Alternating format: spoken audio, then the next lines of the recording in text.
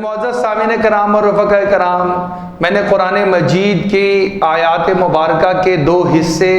اور ایک حدیث مبارکہ آپ کے سامنے تلاوت کرنے کی سعادت حاصل کی ہے، اور ان آیات مبارکہ میں اللہ رب العزت نے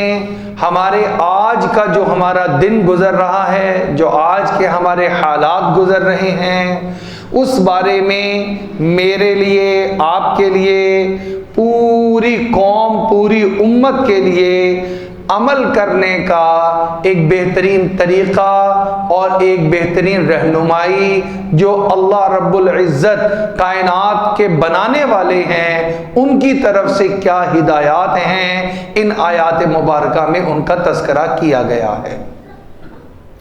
گویا یہ ہمارے آج کی عین ضرورت ہے۔ آپ سب کو پتہ ہے کہ کل الیکشن ہو چکے ہیں، ووٹ ڈالنے کا سلسلہ مکمل ہو گیا، نتائج آ رہے ہیں، اور نتائج چلتے چلتے یہ آج مکمل ہو کر یہ پتہ لگ جائے گا کہ اگلی حکومت کس نے بنانی ہے، کیا ترتیبات ہونی ہیں۔ یہ جو سارا مرحلہ گزرا، ملک پاکستان میں کروڑوں نہیں اربوں روپے اس کے اوپر خرچ ہوئے، انسانوں کا قیمتی ترین وقت اس کے اوپر صرف ہوا، مملکت خداداد پاکستان کے وسائل بھی اس پر خرچ ہوئے، ہر انسان کے اپنے انفرادی وسائل بھی اس پہ خرچ ہوئے،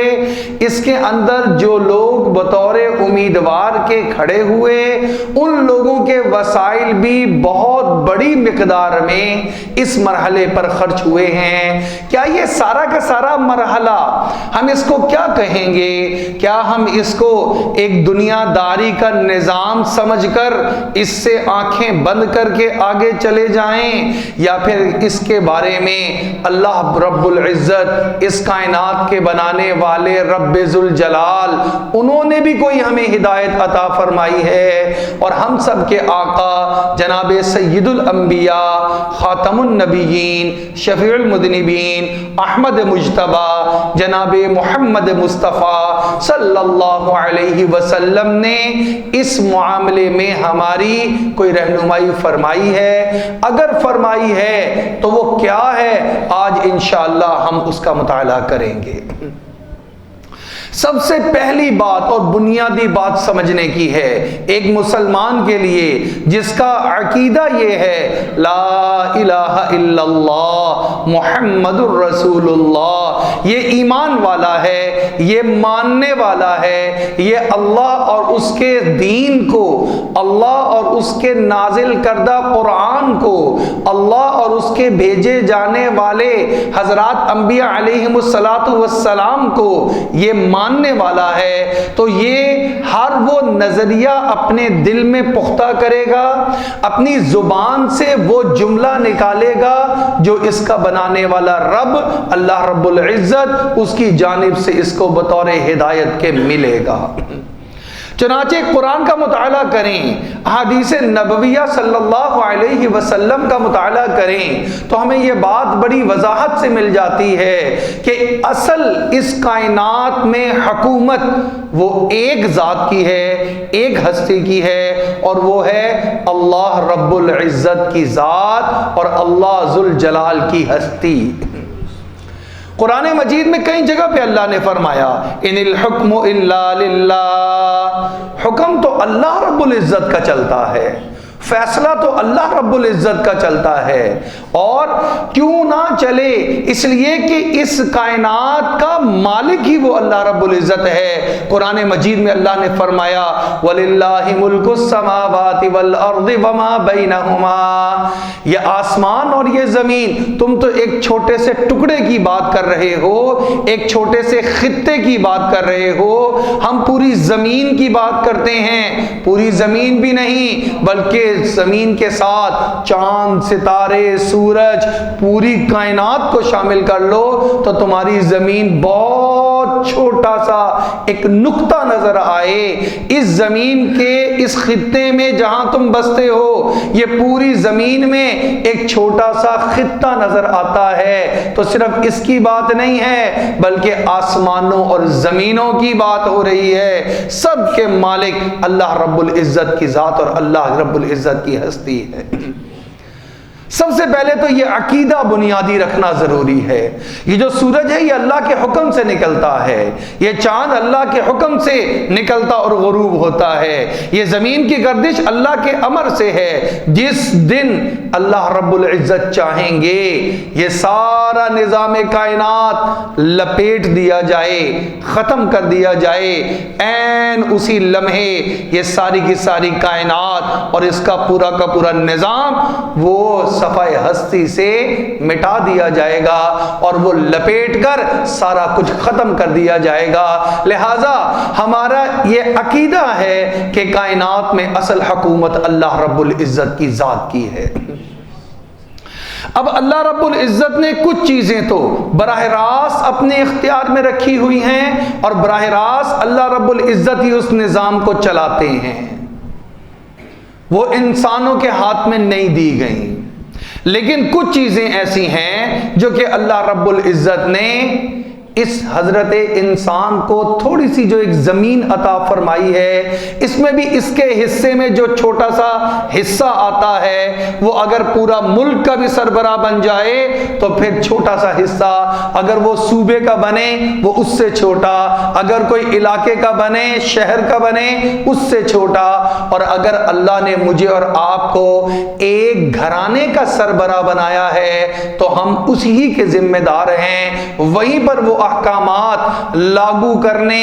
جاری کرنے، قوانین نافذ کرنے کے ذمہ دار ہیں جو اللہ نے میرے اور آپ کے ذمے لگا رکھے ہیں۔ اب کچھ چیزیں ایسی جو اللہ نے ہمیں ذرا اختیار کے طور پہ دے دی، اور وہ بھی کیوں دی؟ اللہ رب العزت چاہتے ہیں سب سے قرآن مجید کی وہ آیت مبارکہ کا مطالعہ کرنا ہمیں بڑا فائدہ دے گا۔ کائنات اللہ بنا چکے تھے، زمین اور زمین کی تمام تر دیگر ضروریات اور مخلوقات، پہاڑ، چشمے، دریا، درخت، پرندے، چرندے، یہ سب کچھ بنا چکے تھے۔ اللہ رب العزت نے فرشتوں سے کہا انی جاعل فی الارض خلیفہ، میں اب اپنی زمین میں اپنا ایک نائب اور اپنا ایک خلیفہ بنانا چاہتا ہوں۔ اور یہ کوئی پہلی مخلوق نہیں ہے ہم جو کہ اس کائنات میں اس زمین میں بس رہے ہیں، ہم سے پہلے بھی اللہ رب العزت نے اس زمینوں کو بسایا اور ان کی نافرمانیوں کی وجہ سے ان کو ختم بھی کیا،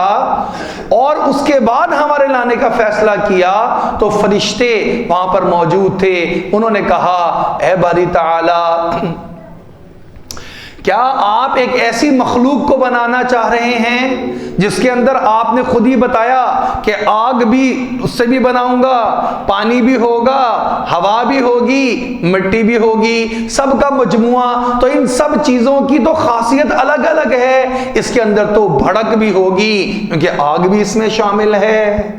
چنانچہ اس کے اندر غصہ ہوگا، اس کے اندر انتقام کا جذبہ ہوگا، آپ نے اس کے اندر اور چیزیں بھی رکھی ہیں تو اس کی وجہ سے اس میں حرص بھی ہوگا، لالچ بھی ہوگا، تو یہ تو جہاں پر نیک کام کرے گا وہاں پہ یہ فساد بھی مچائے گا زمین کے اندر۔ اور نحن نسبح بحمدک ونقدس لک، اور ہم تو باری تعالیٰ آپ کی پاکی بیان کرتے ہیں، بڑائی بیان کرتے ہیں، تسبیح بیان کرتے ہیں، ہمارے اندر تو نہ غصہ ہے، نہ کسی کا انتقام کا جذبہ، نہ حسد ہے، نہ تکبر ہے، نہ حرص ہے، نہ ہوس ہے، کچھ بھی نہیں ہے۔ تو آپ زمین میں ایک ایسی مخلوق پیدا فرما رہے ہیں جس کا آپ نے اظہار بھی فرما دیا، اس کے اندر تو یہ بہت ساری دوسری چیزیں بھی لگی ہوں گی، تو یہ تو زمین میں بہت فساد مچائے گا۔ تو یہاں سے صرف آج جو ہم بات کرنا چاہتے ہیں وہ صرف یہ کہ اللہ نے خلیفہ بنایا انسان کو، نائب بنایا انسان کو،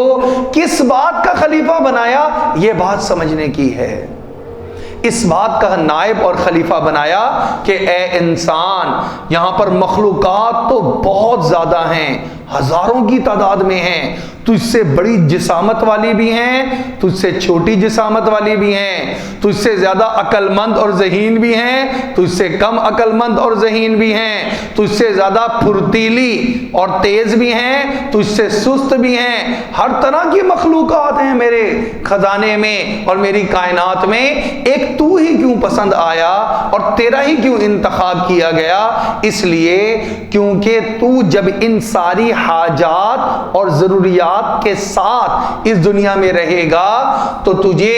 کمانے کی بھی فکر پڑے گی، تجھے معاش کی بھی فکر پڑے گی، تو اپنے رہنے کے لیے مکان بھی بنائے گا، تو اپنے تجارت کر کے رزق بھی کمائے گا، لوگوں تک بھی پہنچائے گا، تو کھیتی باڑی بھی کرے گا۔ ان سارے کاموں میں کرتے وقت کہیں پر تو مالک ہوگا، کہیں پر تو خادم ہوگا، کہیں پہ تو ملازم ہوگا، کہیں پہ تو فیکٹری کا مالک اور آنر ہوگا، یہ سارے رشتے ناتے بنیں گے، کہیں تو باپ ہوگا، کہیں تو اولاد ہوگا، کہیں تو بھائی ہوگا، کہیں تو کسی کی بہن بنے گی، تیرے لیے مختلف رشتے ناتے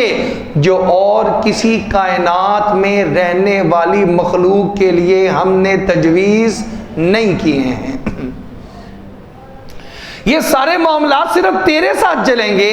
تو ہم دیکھیں گے کہ تو ان معاملات کو چلاتے وقت اپنی عقل کو استعمال میں لے کر آتا ہے،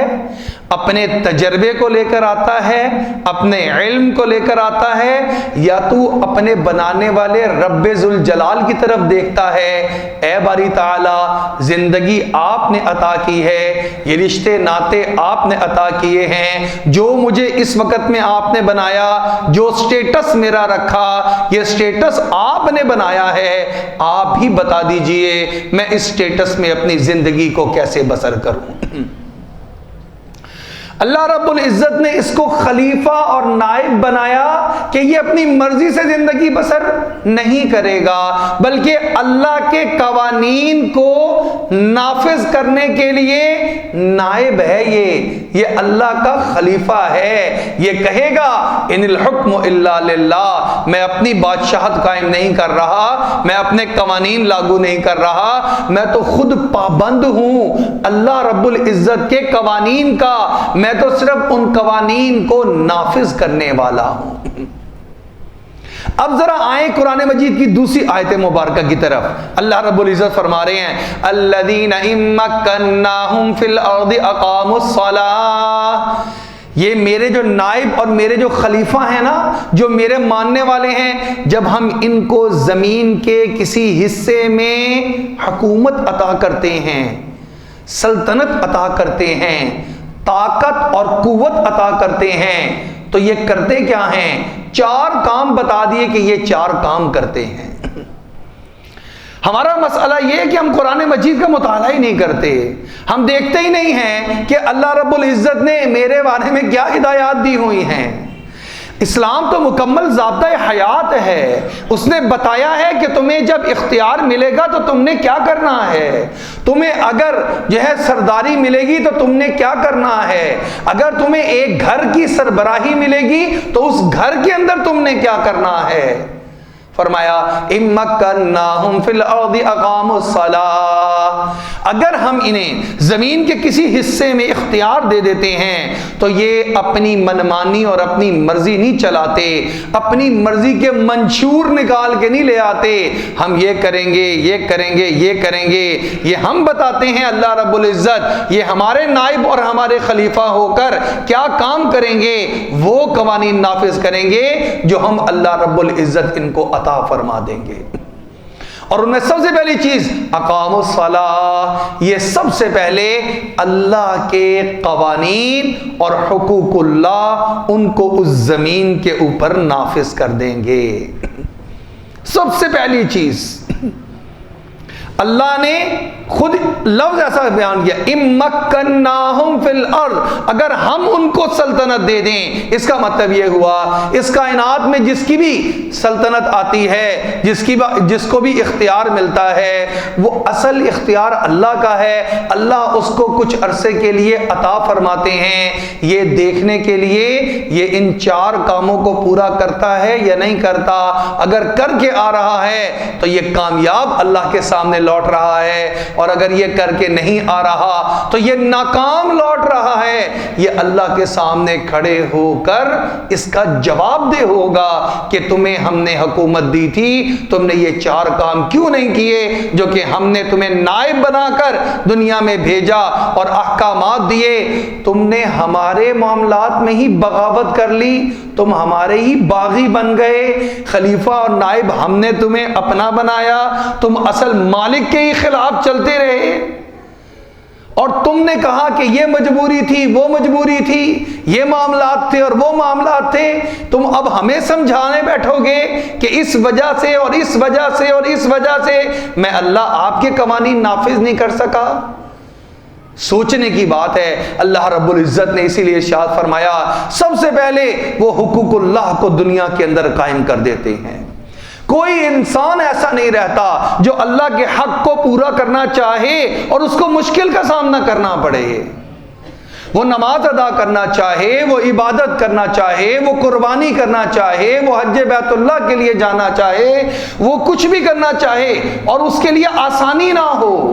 اس کو اجازت نہ ہو، ایسا نہ ہو، بلکہ جب ہم کسی کو حکومت دیں سب سے پہلا کام یہ کرے گا کہ وہ اللہ کے حقوق اور اللہ کے قوانین ان کا نفاذ اس سرزمین پہ کرنے کا سب سے پہلا قدم اٹھائے گا۔ اور دوسری چیز فرمائی وہ زکوٰۃ کو ادا کرے گا، زکوٰۃ کا نظام قائم کرے گا۔ علماء نے فرمایا اس میں حقوق العباد کی بات ہو رہی ہے، وہ لوگوں کے جتنے حقوق ہیں ان سب کا تحفظ کرے گا۔ آج ہم کہتے تو ہیں لیکن اللہ ہمیں معاف فرمائے، جیسے ہم عوام ویسے حکمران آتے ہیں، ہم بھی ایک دوسرے کو دھوکہ دینے میں لگتے ہیں، وہ آ کر ہم سب کو دھوکہ دیتے ہیں، ہم بھی ایک دوسرے کو نقصان پہنچانے کے در پہ رہتے ہیں، جس کا جتنا بس چلتا ہے وہ اتنا نقصان پہنچانے کی بات کرتا ہے اور کوشش کرتا ہے، پھر جو ہمارے اوپر آتا ہے وہ ہم سب کو مل کر لوٹتا ہے، ہم سب کے اوپر ظلم کرتا ہے۔ تو جب ہم ظلم کرنے کے عادی ہیں ایک دوسرے پر تو پھر ہمارے اوپر بھی ایسا ہی مسلط کیا جاتا ہے کہ جو ہم سب کے اوپر پھر ظلم کرتا ہے۔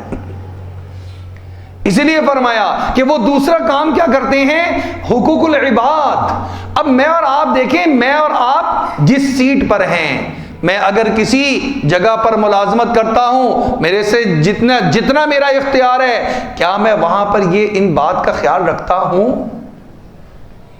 میں اپنے گھر کا سربراہ ہوں، کیا میں اپنے گھر کے اندر یہ نفاذ کر رہا ہوں؟ اگلی چیز فرمائی وَأَمَرُوا بِالْمَعْرُوفِ، تیسری چیز وَنَهُوا عَنِ الْمُنْكَرِ، چوتھی چیز، تیسرا کام وہ یہ کرتا ہے کہ وہ بھلائی کو فروغ دیتا ہے، بھلائی کو فروغ دیتا ہے۔ اس کے اندر پورا نظام آ گیا۔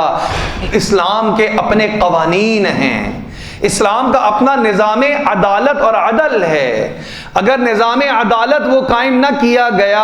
اگر گھر میں نے اپنے عدل کو قائم نہ کیا، بلکہ میرے گھر کے اندر ہی کچھ میری اولاد وہ میری فیورٹ ہے، پسندیدہ ہے، اور کچھ میری اولاد میری ناپسندیدہ ہے، میں یہیں پر ہی اگر پسندیدہ اور ناپسندیدہ کے ساتھ زندگی بسر کرتا ہوں تو جو مجھ پہ مسلط ہوگا میں اس سے امید رکھتا ہوں اس کو مساوات سے کام لینا چاہیے، برابری سے کام لینا چاہیے، اس کو چاہیے کہ سب کو برابر کے حقوق دے۔ یہ میرا مطالبہ کرنا اپنی جگہ پر بہت بڑی حماقت ہوگا۔ اسلام کا اپنا نظام تجارت ہے، میں تجارت کو کس طرح کر رہا ہوں، ایسا نظام قائم کرنا یہ اسلامی فلاحی مملکت کی ذمہ داریوں میں شامل ہے، جہاں پر کوئی کسی کے سود میں پھنسا کر اس کے کاروبار کا استحصال نہ کر سکے، جہاں پر کام کرنے کے لیے کوئی ادارہ وہ رشوت کھا کر اور دوسروں کے حق کو مار نہ سکے۔ یہ اسلامی فلاحی ریاست کی ذمہ داری میں شامل ہوگا۔ ہم سمجھتے ہیں یہ دنیا داری ہے، نہیں، قرآن ساری باتیں کرتا ہے، اسلامی تہذیب ہمیں سکھاتی ہے، یہ اسلام ہماری رہنمائی کرتا ہے کہ دیکھو تم میں سے جس کو جہاں پر جتنا اختیار ملے گا تمہیں اللہ کے قوانین اسی حساب سے وہاں پہ نافذ کرنے پڑیں گے۔ کسی کو چوری کے ذریعے سے کسی کے استحصال نہ ہو رہا ہو، ڈاکہ زنی کے ذریعے سے لوگوں کے حقوق کو پامال نہ کیا جا رہا ہو۔ سیدنا عمر فاروق رضی اللہ تعالیٰ عنہ کا وہ قول ہمارے سامنے رہنا چاہیے۔ بہت عجیب جملہ ارشاد فرمایا جس کا مفہوم یہ ہے، یاد رکھو تم میں سے طاقتور صرف اس وقت تک میرے نزدیک طاقتور ہے جب تک کہ وہ کسی کے اوپر ظلم نہ کرے، ظالم نہ بنے، تب تک وہ طاقتور ہے۔ اگر اس نے ظلم کیا تو میرے نزدیک وہ جتنا بھی طاقتور ہے وہ حقیر سے حقیر بندہ بن جائے گا۔ اور تم میں سے کمزور ترین اس وقت تک کمزور ہے جب تک کہ اس پہ کوئی ظلم نہ کرے۔ اگر اس پر کسی نے ظلم کر دیا پھر وہ کمزور نہیں ہے، پھر اس کے ساتھ ریاست کھڑی ہوگی، پھر گورنر کو بھی بلا کر اور اس کو بھی کوڑے لگائے گئے اور اس کی اولاد کو بھی کوڑے لگائے گئے۔ یہ تاریخ کا حصہ ہے، یہ ہوا کرتی ہے اسلامی اور فلاحی ریاست، جہاں پہ طاقتور کو یہ زوم نہ ہو کہ میرے پاس میری جس کی لاٹھی اس کی بھینس، میرے پاس طاقت اور پاور میں جو مرضی کروں، اس کا تصور ختم کرنا، یہ اسلامی ریاست اور فلاحی ریاست ہوا کرتی ہے۔ میں جس ادارے میں کام کرتا ہوں، میں جس گھرانے کا سربراہ ہوں، کیا میرے وہاں پہ یہ نظام ہے کہ کسی بھی بچے کو میرے پتا ہو، میرے کسی بھی ماتحت کو پتا ہو کہ میں اس وقت تک طاقتور ہوں جب تک میں کسی کا حق نہ ماروں، اگر میں نے کسی کا حق مارا چاہے میں کتنی بڑی سیٹ پر ہوں، یہ میرا بڑا جو سربراہ ہے یہ مجھے ہرگز معاف نہیں کرے گا۔ ایک غریب ترین، ایک کمزور ترین، ایک سب سے نچلے عہدے کا بندہ، اس کو پتا ہو میں تب تک کمزور ہوں جب تک میرے ساتھ کوئی ظلم نہیں کرتا، اگر کسی نے میرے ساتھ ظلم کر لیا اور میں مظلوم بن گیا تو یہ جو سربراہ بیٹھا ہوا ہے یہ میرے ساتھ کھڑا ہوگا اور یہ اس ظلم کا بدلہ اتروا کر پھر چین سے بیٹھے گا۔ اگر تو میری یہ ریپوٹیشن ہے تو پھر تو واقعی میں اللہ کے ہاں جواب دے ہوں اور میں جواب دے بھی سکوں گا، لیکن اگر نہیں ہوں تو پھر یہ امیدیں لگانا ہائے ہمارے حکمران کیسے آتے ہیں، کیسے لوٹتے ہیں، وہ اسی لیے کرتے ہیں، وہ جو ہم چھوٹے درجے پر چھوٹے پیمانے پہ کرتے ہیں وہ آ کر پھر ہم سب کے ساتھ وہی کام کرتے ہیں۔ اسلامی فلاحی ریاست کا قرآن کا مطالعہ کریں تو ایک یہ بھی ذمہ داری ہے کیا کہ وہ آپس میں ذرہ برابر بھی کسی قسم کی نفرت کو جڑ نہ پکڑنے دیں۔ قرآن مجید میں اللہ رب العزت نے ارشاد فرمایا اشداء علی الکفار، یہ لوگ کیا ہوتے ہیں؟ کافروں کے لیے تو بڑے سخت ہوتے ہیں، رحماء بینہم، لیکن آپس میں بڑے رحیم، بڑے مہربان، بڑی محبت والے ہوتے ہیں۔ لہٰذا ایک اسلامی فلاحی ریاست اور میرے اور آپ کے جس جگہ پر ہم ہیں ہماری یہ ذمہ داری میں شامل ہے، اگر کوئی آدمی نفرت کی آگ بھڑکاتا ہے، چاہے وہ فرقہ واریت کسی فرقے کی بنیاد پہ کہ یہ فرقہ ایسا اور وہ فرقہ ایسا، اس کو فرقہ واریت کی آگ کو ختم کرنا یہ اسلامی فلاحی ریاست کی ذمہ داری میں داخل اور شامل ہوتا ہے۔ میں جس جگہ پر بیٹھا ہوں میری ذمہ داری ہے کہ میں اپنے ماتحتوں کے اندر ذرا برابر بھی نفرت، علاقائی تعصب، یہ پنجاب کا رہنے والا ہے، یہ پنجابی ہے، یہ سندھی ہے، یہ بلوچی ہے، یہ پٹھان ہے، ہمارے ملک کو کس کس طرح توڑا گیا اور کس کس طرح نقصان اٹھایا گیا، کس کس طرح سیاست چمکائی گئی ہے، کوئی ایک تھوڑی معاملہ ہے، ہمیں تو اس طرح ایک دوسرے کا جانی دشمن بنا دیا گیا، تعصب کی ہوا کو بھڑکا کر کہ ہم ایک ملک میں رہتے ہوئے ایک دوسرے سے محبت کرنے کے لیے تیار نہیں ہیں۔ یہ ذمہ داری میں شامل ہے، ایسے تعصب کو فوراً روکنا، خبردار یہ بات مت کرنا ایک امت مسلمہ ایک اسی طرح برادریوں کے اندر تقسیم کر کے اور تفاخر کے طور پہ اس کو ذکر کرنا، میں فلاں، میں چودھری صاحب، میں رانا صاحب، میں گجر صاحب، میں فلانا، میں رائی، میں فلاں، یہ کیا ہے؟ تعصب اور امت کو توڑنا اور اس امت کے توڑنے میں تفاخر کرنا اور ہوا دینا، یہ ساری کی ساری چیز ناجائز، اور اسلامی فلاحی مملکت کی ذمہ داری ہے کہ نفرت کی آگ کسی بھی طرح بھڑکنے لگے تو اس کو بالکل مضبوطی کے ساتھ اور طاقت کے ساتھ اس کو بند کر دے۔ ان اکرمکم عند اللہ اتقاکم، تم میں سب سے زیادہ معزز وہ ہے جو اللہ سے سب سے زیادہ ڈرنے والا ہے، جس کے دل میں تقوی زیادہ ہے وہ اللہ کے ہاں معزز ہے۔ تمہاری بقایا جتنی بھی حیثیتیں ہیں، اللہ کو ان ساری حیثیتوں سے کوئی سروکار نہیں ہے۔ چنانچہ ہم اپنے آپ سے آغاز کریں بجائے دوسروں سے شکوہ کرنے کے۔ آئیں آج ہم نیت کریں، انشاءاللہ جہاں تک میرا اختیار ہے، میں اپنے گھر میں اختیار میرا ہے، وہاں پہ میں اللہ کے قوانین کو انشاءاللہ نافذ کرنے کی کوشش کروں گا۔ میں بھلائی ایسا ماحول بناؤں گا گھر کا، سارے نماز پڑھ سکیں، سارے قرآن کی تلاوت کر سکیں، سارے ہی رمضان آئے تو روزہ رکھنے کی ایک میں ماحول بنا دوں۔ کسی کے لیے یہ نہ ہو کہ کوئی نیکی کرنے لگے اور میرے گھر میں سے ہی کوئی دوسرا اس کی اٹھ کے مخالفت کر دے، بڑا آیا تو قرآن مجید پڑھنے والا، بڑا آیا تو نمازی، بڑا آیا تو داڑھی رکھنے والا، بڑا آیا تو دین کی محنت کرنے والا۔ میں اس طرح کا ماحول کم از کم اپنے موجود ہونے میں، اپنی سربراہی میں یہ نہیں ہونے دوں گا۔ لوگوں کے حقوق کا تحفظ جہاں پر میں ہوں وہاں پر میری ذمہ داری میں داخل اور شامل ہے۔ اگر میں یہ کر رہا ہوں تو اللہ کی مدد میرے ساتھ ہے، اور اگر نہیں کر رہا تو اللہ کی مدد شامل حال نہیں ہے۔ آخری حدیث مبارکہ سنا کر بات کو مکمل کرتا ہوں۔ ہم دنیا میں رہتے ہیں، ہم چاہتے ہیں اللہ کی مدد میرے ساتھ ہو۔ اللہ کی مدد ساتھ ہونے کا مطلب کیا ہوگا؟ ہر کام میں آسانی ہوگی، ہر موقع پہ فتح ہوگی، ہر موقع پہ اللہ کامیابی سے ہم کنار فرما دیں گے، عزتیں بھی عطا فرمائیں گے۔ آپ کو اپنے ماحول میں رہتے ہوئے عزت اللہ عطا فرما دیں گے، آپ کے رزق میں برکتیں ہو جائیں گی، یہ ساری نعمتیں برکتیں ملیں گی۔ کب؟ جب ہم یہ سارے قوانین پورے کریں گے، اپنی ذات سے شروع کر کے ٹھیک کریں گے۔ ایک صحابی رسول صلی اللہ علیہ وسلم ارشاد فرماتے ہیں، میں نے نبی اکرم صلی اللہ علیہ وسلم سے سنا، اگر اللہ رب العزت کسی انسان کو کسی جگہ کا اختیار عطا فرما دیں، مسلمانوں میں سے کسی کام کا ذمہ دار بنا دیں، اور وہ پھر کیا رویہ اختیار کرے؟ عام مسلمانوں کے لیے اپنے دروازے بند کر دے، وہ ضرورت مند اور حاجت مند لوگوں کی مدد کرنے سے ہٹ جائے، صرف جان پہچان کے لوگوں کا کام کرے، صرف جس طرف جو پارٹی کا بندہ ہے اس کا کام کرے، اور جو پارٹی کا مخالف ہے اس کو رگڑا لگانے کی فکر کرے۔ فرمایا جو ضرورت مند اور حاجت مند کے لیے دروازے بند کر دے،